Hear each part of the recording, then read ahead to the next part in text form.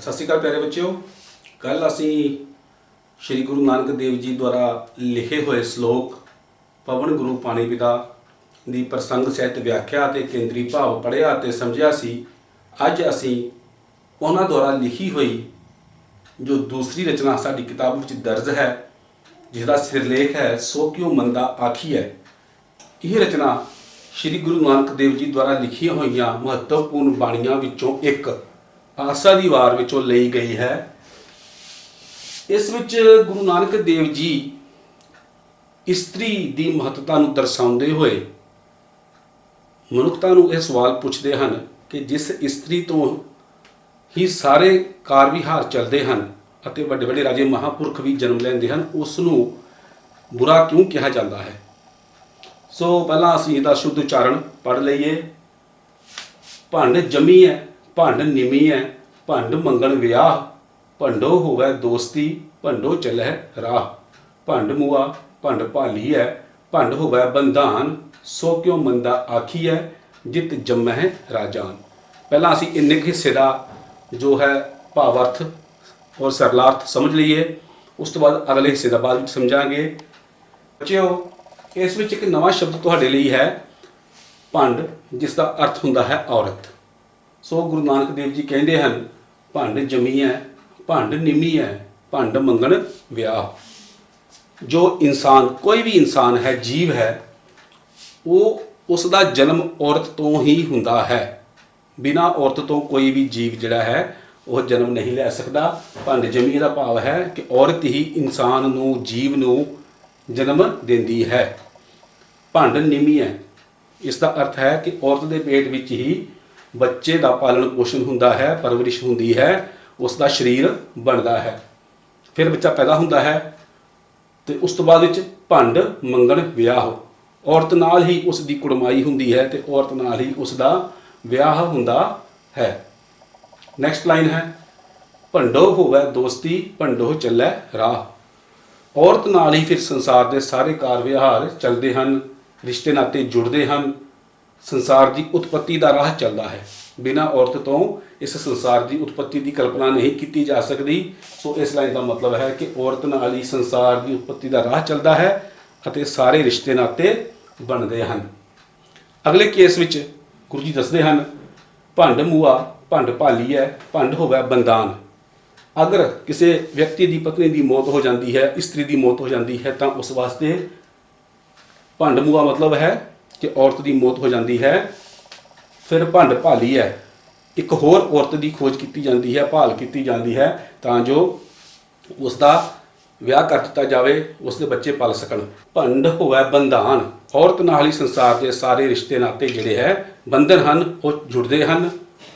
सो क्यों मंदा आखिए, गुरु जी सवाल पूछते हैं फिर उस औरत नूं क्यों मंदा कहा जाता है, जित जमै राजान, ਜਿਹੜੀਆਂ राजे महाराजियां होर महापुरखों ਨੂੰ जन्म ਦਿੰਦੀਆਂ ਹਨ, जिस दे बिना संसार की उत्पत्ति की कल्पना नहीं की जा सकती, जिस तो बिना संसार के सारे रिश्ते नाते जो है नहीं जुड़ते, उस औरत नूं ही क्यों फिर बुरा कहा जाता है।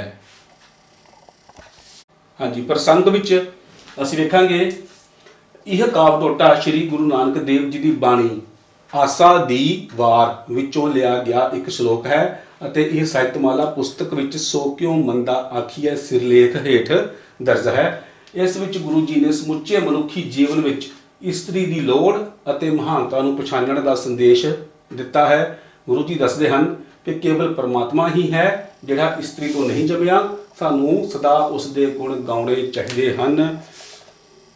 व्याख्या विच तुसीं लिखोगे गुरु जी फरमाउंदे हैं कि मनुख जीव इस्त्री तो जन्म लैंदा है तो इस्त्री के पेट विच ही उसका शरीर बनता है। इस्त्री नाल ही उसकी कुड़माई ते विआह हुंदा है। इस्त्री दे राही ही जीवां दा होरनां लोकां नाल संबंध बनता है। इस्त्री दे राही ही संसार की उत्पत्ति का राह चलता है।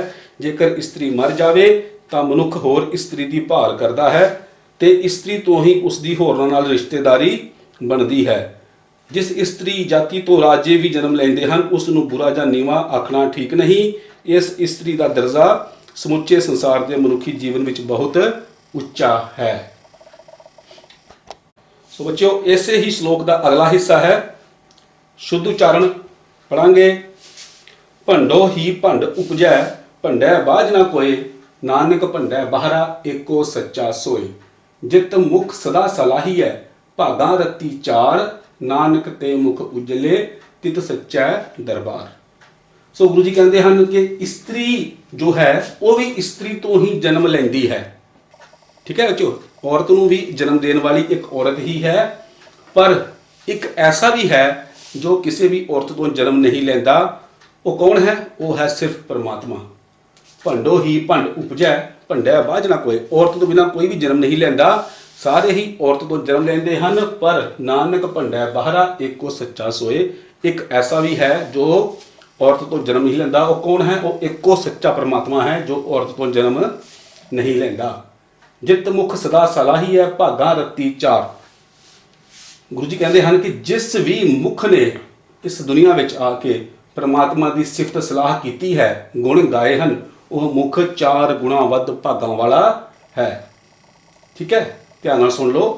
जिस भी मुख ने मूँह ने इस दुनिया में आके परमात्मा के गुण गायन किए हैं, उसकी सिफत सलाह गाई है, उसका नाम जपया है, वो मुख चार गुणा वध भागां वाला है। ते नानक ते मुख उजले, तित सच्चा दरबार। वो फिर परमात्मा की हजूरी में जदों जाता है तो अपना मुख पवित्र लैके ही जाता है।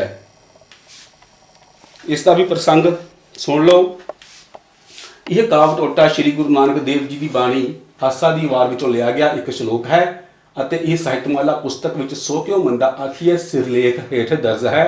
ਇਸ ਵਿੱਚ ਗੁਰੂ ਜੀ ਨੇ ਸਮੁੱਚੇ ਮਨੁੱਖੀ ਜੀਵਨ ਵਿੱਚ ਇਸਤਰੀ ਦੀ ਲੋੜ ਅਤੇ ਮਹਾਨਤਾ ਨੂੰ ਪਛਾਣਨ ਦਾ ਸੰਦੇਸ਼ ਦਿੱਤਾ ਹੈ। ਗੁਰੂ ਜੀ ਦੱਸਦੇ ਹਨ ਕਿ ਕੇਵਲ ਪਰਮਾਤਮਾ ਹੀ ਹੈ ਜਿਹੜਾ ਇਸਤਰੀ ਤੋਂ ਨਹੀਂ ਜੰਮਿਆ, ਸਾਨੂੰ ਸਦਾ ਉਸ ਦੇ ਗੁਣ ਗਾਉਣੇ ਚਾਹੀਦੇ ਹਨ।